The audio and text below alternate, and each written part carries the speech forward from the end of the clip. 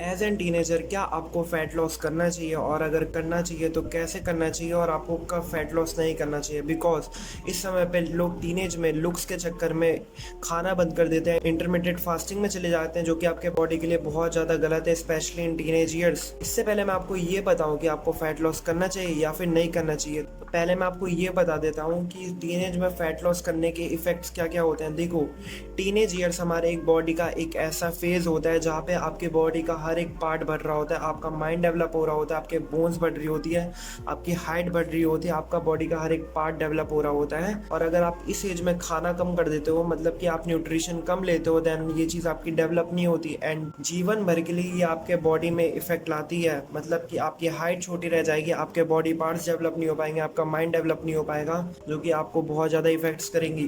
तो पहले बात करते हैं कि आपको फैट लॉस कब नहीं करना चाहिए।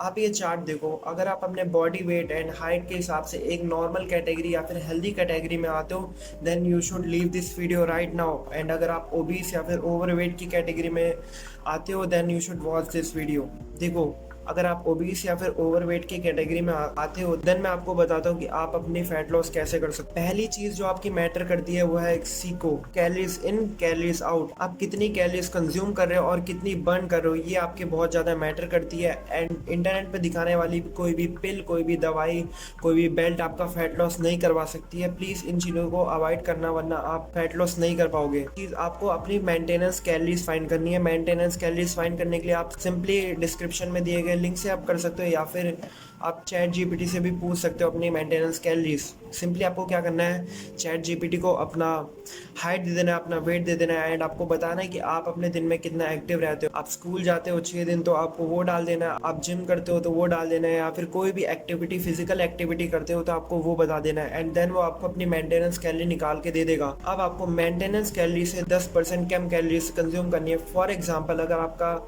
मेंटेनेंस कैलोरी 2000 कैलोरीज है, देन आपको सिर्फ 200 कैलोरीज का डेफिसिट रखना है, यानी आपको सिर्फ दिन में 1800 कैलोरीज खानी है। एंड इंश्योर करना है कि आप जो डाइट ले रहे हो उसमें हाई प्रोटीन हो। एटलीस्ट आपका 1.5 ग्राम पर केजी ऑफ वेट, उतना प्रोटीन तो होना ही चाहिए। दूसरी चीज़ है, अपने रूटीन में एक फिजिकल एक्टिविटी ऐड करो।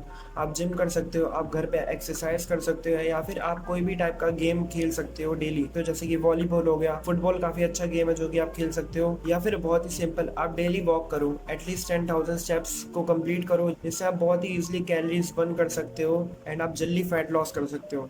सो प्लीज आप भी अवॉइड करना। अगर आप नॉर्मल या फिर हेल्दी के कैटेगरी में आते हो, then you should not lose weight, क्योंकि ये आपकी बॉडी में डेवलपमेंट को रोक सकता है, आपकी हाइट बढ़ने से रोक सकता है, जो कि बहुत ज़्यादा मैटर करती है। आप अपने लुक्स को 5 साल बाद इंप्रूव कर सकते हो, अपने फैट लॉस को 5 साल बाद कर सकते हो, बट आप 5 साल बाद जब आप 21 साल क्रॉस कर लोगे, देन आप अपनी हाइट नहीं बढ़ा सकते हो, क्योंकि हाइट भी काफ़ी ज़्यादा मैटर करती है। एंड देखो, फैट लॉस करना आपके जीवन में, आपके लाइफ में आपको बहुत बड़ा रिटर्न ऑन इन्वेस्टमेंट देते हैं। आप लिटरली फैट लॉस करने से आप अपने हेल्थ को इम्प्रूव करते हो, अपने लुक्स को इम्प्रूव करते हो, एंड ओवरऑल लाइफ को इम्प्रूव करते हो, एंड आपके अंदर कॉन्फिडेंस आता है, आप बहुत ज़्यादा एक्टिव हो जाते हो, आपके बॉडी में बीमारियां नहीं लगती है। तो प्लीज़, अगर आप ओबीस या फिर ओवरवेट के कैटेगरी में आते हो, then you should do fat loss.